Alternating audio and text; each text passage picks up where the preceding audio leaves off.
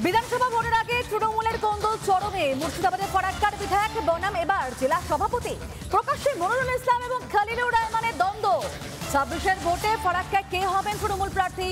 ভোটে খলিলুরের ছেলের লড়াই করা নিয়ে জল্পনার। সেখানে প্রার্থী পদ নিয়ে গুঞ্জন ছড়াতে এবার তুমুল বিতর্ক। প্রার্থী পদ নিয়ে সভাপতিকেই দিচ্ছেন বিধায়ক। বিভ্রান্তি তৈরি করছেন সভাপতি এবং তার ছেলে। তোপ ডাকছেন তৃণমূল বিধায়ক মনিরুল ইসলাম।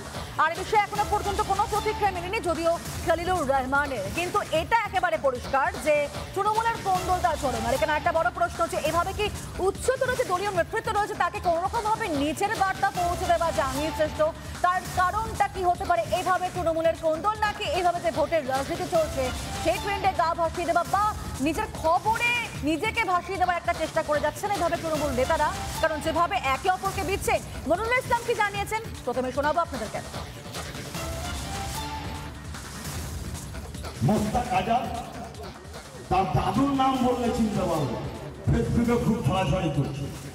লজ্জা করা উচিত, তুমি জেলা সভাপতি। আর টিকিট দিয়ে দিবে মমতা ব্যানার্জি দিবে। মানুষের মধ্যে বিভ্রান্তি ছড়াচ্ছ, অনুগামী তৈরি করছ, বিশৃঙ্খলা তৈরি করছ। তুমি সংগঠনের মাথার উপরে বসে আছো। তুমি অভিভাবক, তোমাকে এই সব জিনিসগুলো দেখা উচিত। তুমি মমতা ব্যানার্জির উপরে আস্থা ভরসা রাখতে পারো না। তুমি অভিষেক ব্যানার্জির উপরে আস্থা ভরসা রাখতে পারছো না। রাজ্যকে আমি জানিয়েছি, যে তৃণমূল কংগ্রেসকে দুর্বল করবে তাকে রাজনৈতিক ভাবে 1 ইঞ্চি মাটি ছেড়ে কথা বলবো না। তাকে বড় সভাপতি হোক আর জেলা সভাপতি হোক।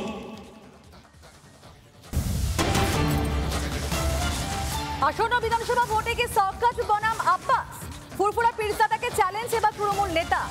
ভাঙড় বারেপুর হোক কি ক্যানিং, আব্বাস সিদ্দিকী যেখানেই দাঁড়াবেন সেখানেই লড়বো, এমনই হুঙ্কার দিলেন ক্যানিং পূর্বে তৃণমূল বিধায়ক শওকত মোল্লা। এবং সেখানে তাহলে এই প্রশ্নটাই উঠছে যে তাহলে বিধানসভা ভোটে কি এবার শওকত বনাম আব্বাস? কারণ শওকত মোল্লা যিনি ক্যানিং পূর্বে তৃণমূল বিধায়ক, তিনি একেবারে প্রকাশ্য জনসভা থেকে বক্তৃতার মাঝে এই কথাই বললেন যে ভাঙড় বারেপুর হোক কিংবা ক্যানিং যেখানেই লড়বেন আব্বাস সিদ্দিকী সেখানেই তিনি দাঁড়াবেন।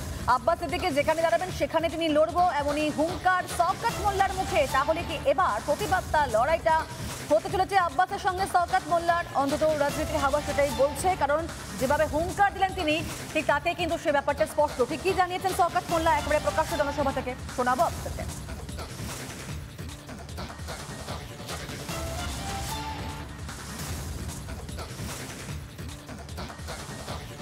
ও বলেছে আমি ভোটে দাঁড়াবো, আমাদের ঘাড়ে চেপে বসবো। আমি দিদিকে অনুরোধ করবো, আমার দাদা নেতা অভিষেক বন্দ্যোপাধ্যায়কে অনুরোধ করবো, ও যেখানেই দাঁড়াবে তার অপোজিশনে যেন আমাকে দেওয়া হয়।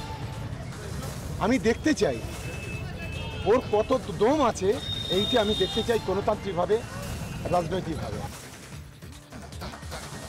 আব্বাসকে তো চ্যালেঞ্জ জানান শওকত মোল্লা একেবারে প্রকাশ্য জনসভা থেকে। তিনি বলছেন যে ভাঙড় বারেপুর হোক কিংবা ক্যানিং যেখানে আব্বাস সিদ্দিকী দাঁড়াবেন সেখান থেকে তিনি লড়বেন। কিন্তু এর পাল্টা আইএসএফ বিধায়ক নওশাদ সিদ্দিকী তিনি কি জানিয়েছেন শুনুন।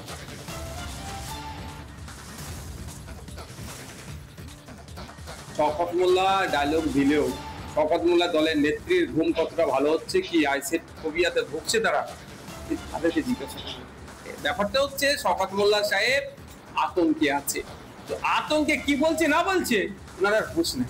মমতা ব্যানার্জির সাথে আগে কনফার্মেশনটা নিয়ে নিন, লিখিত নিতে বলুন, তারপর পুরো তার কথায় দেখিয়ে দেবো। নানা ধরনের কন্টেন্ট দেখার জন্য লাইক করুন, শেয়ার করুন আমাদের ফেসবুক পেজ, সাবস্ক্রাইব করুন আমাদের ইউটিউব চ্যানেল। পাশাপাশি অন্যান্য ব্রেকিং নিউজের জন্য অবশ্যই চোখ রাখুন রিপাবলিক বাংলায়।